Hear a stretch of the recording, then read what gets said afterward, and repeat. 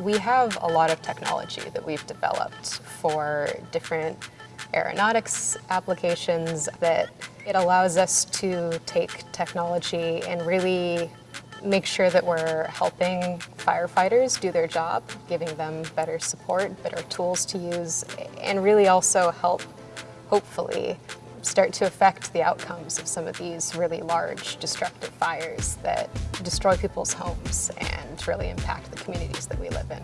Aeronautics is really the piece that can help a lot of those kind of visions of the future come to be reality.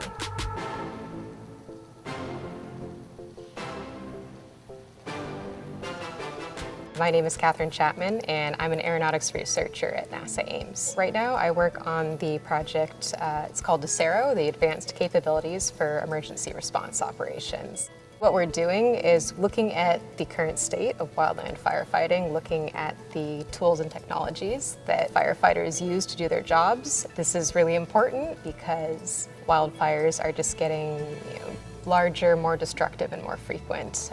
But a lot of the current technology and tools and techniques used to fight wildfire has remained pretty unchanged for the last several decades. Some of the biggest issues in firefighting have to do with degraded visual environments, which is when there's a lot of smoke in the air and you can't see, or at night, and also communication. So degraded visual environments, these are times when planes can't fly. Traditional aircraft with a pilot, it's really unsafe for them to be flying in these conditions because they can't see what's around them that well.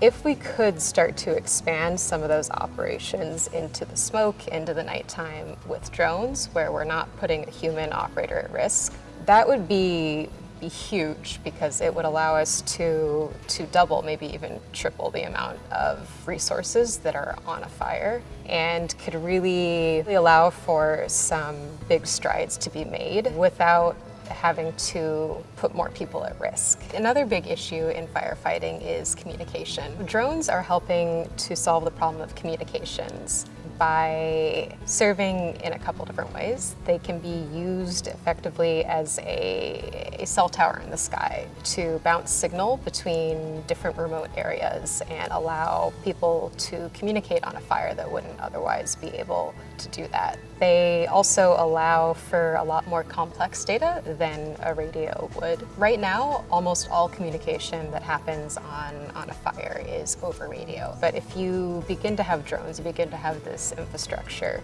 you're really able to share much more information with intent and location and fire behavior, which then allows you to plan a lot better and have a good common operating picture between everyone on the fire. I grew up in Southern California, and I was just very used to fire being a part of everyday life. I know on the East Coast people have snow days. Where I grew up, we had fire days. And I think it's really important to me working on this project because it feels like I can see such a clear, tangible application of what I'm doing and how it's going to affect my life and affect the lives of people around me. And that means a lot to me. That's something that's really important to me, is having this kind of community benefit element to the work that I do. I obviously didn't go to school expecting to be researching fire. I don't think a lot of people do.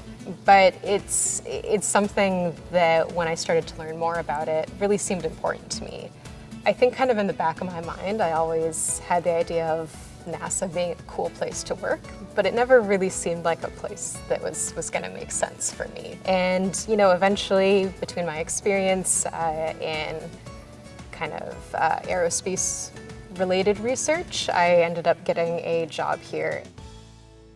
If you want to get into aeronautics, if you want to really pursue this in the future, I don't think there's any one skill set that really makes you able to do aeronautics research. So many people I work with have completely different backgrounds.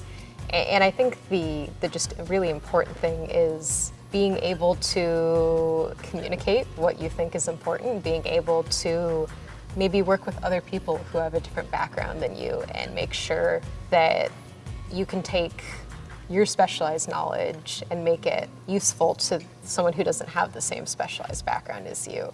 Really the thing that has helped me the most in working at NASA and working in aeronautics is just being able to communicate with people well. And I think that's oftentimes a really undervalued and underrated aspect of STEM as a whole. STEM isn't one thing. There are so many people who have non-STEM backgrounds and non-STEM roles at NASA and support the NASA mission.